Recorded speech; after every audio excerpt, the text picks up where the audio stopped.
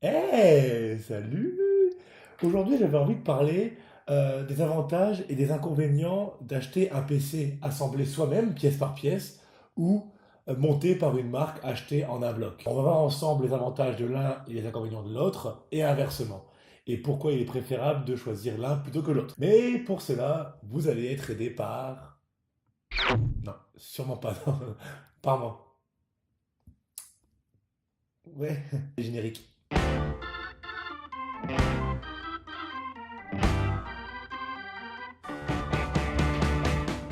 Tout d'abord, il faut savoir que il y a clairement beaucoup plus d'avantages à prendre son PC pièce par pièce et monter soi-même plutôt que de le prendre auprès d'une marque. Le premier avantage, c'est qu'on peut choisir soi-même les pièces indépendamment les unes des autres et faire la configuration idéale, sur mesure. On peut choisir la carte graphique, le processeur, le disque dur qui correspond à nos besoins. Quand on prend chez une marque un PC tout fait, tout prêt, malheureusement, on remarque qu'il y a quelques incohérences. Par exemple, on remarque qu'une carte graphique est avec une carte mère et elles ne sont pas forcément ultra adaptées l'une avec l'autre. Et on se retrouve avec des invendus, donc des disques durs qui ne sont pas ultra sophistiqués ou ultra performants, alors qu'on pourrait avoir bien mieux pour le même prix, sinon moins cher. Ensuite, il vient la question de la garantie. C'est-à-dire que vous avez une garantie différente si vous prenez pièce par pièce que si vous prenez un PC tout fait. Un PC tout fait, vous aurez la garantie du site en question ou de la boutique. Un an extensible, parfois 2 ans, et on peut étendre à 3, 4, 5 ans. Alors que si vous prenez pièce par pièce, chaque pièce aura sa propre garantie et elle n'aura pas besoin de partir avec tout le PC lorsqu'elle est en panne, mais pourra partir seule. Il est possible, quand on veut monter son propre PC soi-même, pièce par pièce, de justement prendre des pièces qui traînent par-ci par-là et faire des économies. Le graveur DVD de la grand-mère, l'écran que vous aviez avant pour en faire un écran secondaire, etc. Alors qu'avec une marque, c'est la marque elle-même qui fait de la récup avec ses propres produits. Enfin, monter un PC soi-même, pièce par pièce, c'est aussi pouvoir jouir des opérations spéciales, des promotions qui ont lieu. Par exemple, une carte graphique qui baisse de 100 euros suite à la sortie du modèle au-dessus, ou encore un jeu offert pour l'achat de tel ou tel processeur, ce que vous n'aurez pas forcément avec un PC de marque tout fait. Mais il faut dire qu'il n'y a pas que des avantages à acheter un PC pièce par pièce, même si pour moi c'est quand même le plus confortable, on l'a vu, d'abord parce que c'est beaucoup moins cher, on en aura la preuve juste après quand on va décortiquer une configuration. Il y a aussi des avantages à prendre un PC assemblé par une marque. L'argument principal qui pourrait pousser à acheter un PC de marque tout fait, c'est le fait que dès qu'on le reçoit, on le branche et il fonctionne tout de suite. Il n'y a pas de paramétrage à faire, de montage à faire comme sur un PC pièce par pièce. On passe pas 1 heure par exemple à le monter ou même des heures si c'est la première fois à regarder des vidéos pour savoir comment faire.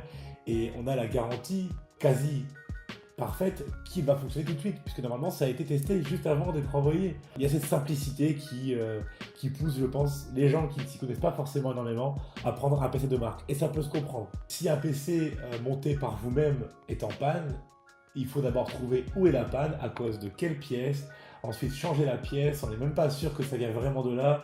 Il y a tout un diagnostic et un processus qui peut en rebuter certains. Il faut ajouter qu'en prenant un PC de marque, on ne connaît pas tous les composants qu'il y a à l'intérieur. Bien souvent, quand on va sur la page d'une tour essayée par vous-même, on ne sait pas quelle alimentation, quelle marque, on ne connaît pas non plus la marque de la RAM. Bien souvent, c'est marqué juste 2 x 4 Go par exemple, quand ils ne mettent pas 16 Go pour un PC gaming à 1000 euros, ce qui n'est pas forcément logique, sauf si on est dans une optique d'évolution, bien sûr. Pour illustrer mes propos, j'ai choisi de prendre une marque très démonstrative du phénomène que je vous expliquais juste avant. Il s'agit de la marque Alienware qui propose des PC montés à partir de 1100 euros avec le modèle Aurora. C'est le modèle que j'ai choisi justement pour analyser la configuration. Comme vous pouvez le constater en prenant exactement la même configuration, un peu de choses près, hein, parce que encore une fois, il y a certaines références que je ne connais pas parce que ça n'est pas indiqué. En prenant à peu près la même configuration, on se retrouve avec un prix à 300-400 euros d'écart par rapport à une configuration montée pièce par pièce. Il est donc normal de se demander qu'est-ce qui justifie un écart aussi important. Eh bien, il faut prendre en compte le SAV, il faut prendre en compte également la main-d'œuvre, toute la communication et la logistique autour du produit, mais surtout la marque. Vous payez bien sûr la marque Alienware et également les boîtiers exclusifs qu'ils font. 300, 400 euros d'écart, ça peut en rebuter certains. Mais il ne faut pas en faire une généralité, puisque en prenant le même exemple avec le top vente LDLC, le PC10 Bazooka, on remarque qu'avec la même configuration, encore une fois à peu de choses près, on se retrouve avec à peu près 100 euros d'écart, ce qui devient un peu plus abordable. Cet écart se justifie de la même manière qu'avec Alienware, sauf que LDLC est une marque moins prestigieuse, entre guillemets. Il ne faut pas oublier que, qu'importe la marque que vous prenez, les produits qui sont à l'intérieur ne sont pas fabriqués par la marque en question, mais c'est de l'assemblage.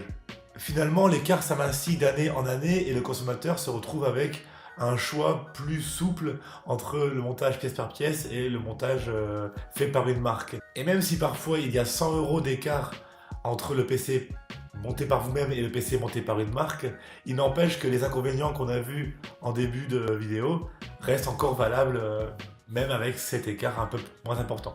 Toujours est-il que j'encourage vivement les personnes qui souhaitent monter leur PC eux-mêmes de le faire, car c'est un avantage qu'on n'a pas listé tout à l'heure, mais qui est important. Le fait de monter soi-même son PC, ça vous permet de vous débrouiller par vous-même, donc d'apprendre une nouvelle activité, peut-être de le faire évoluer plus tard, ou de même pouvoir monter le PC de vos amis, etc. etc. Et voilà, j'espère que cette vidéo vous aura plu.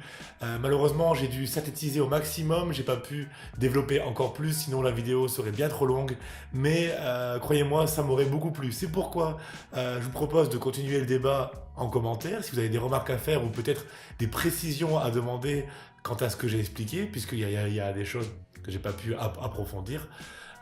Jusque-là, bah, moi je vous dis à tout de suite si vous voulez en parler, et puis sinon à la semaine prochaine pour une nouvelle vidéo. Et ça le fait, hein. Regarde, regarde comment il fait. C'est la magie. C'est la magie. Je peux aller plus vite. Regarde, je peux aller plus vite.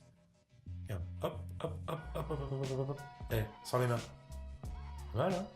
Pendant que je fais mon squat, tu peux t'abonner, laisser un commentaire, laisser un j'aime, bien sûr, partager à tes amis, même faire les 4 à la fois, ce sera encore mieux. Et du coup, je vous dis encore une fois à la semaine prochaine pour un test d'une souris et d'un clavier gaming pas trop cher. Vous verrez, c'est cool.